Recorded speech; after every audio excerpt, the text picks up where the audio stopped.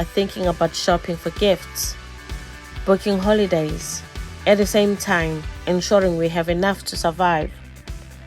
But what if the answer is no?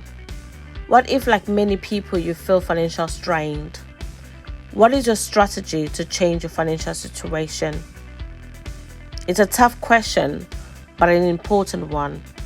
A plan without action is just a wish.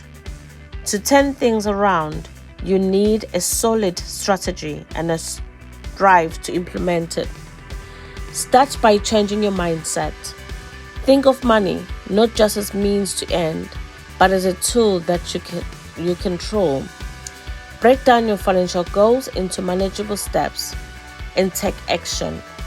Whether it's budgeting more effectively, funding additional income source, or cutting unnecessary expenses, every step counts. Remember,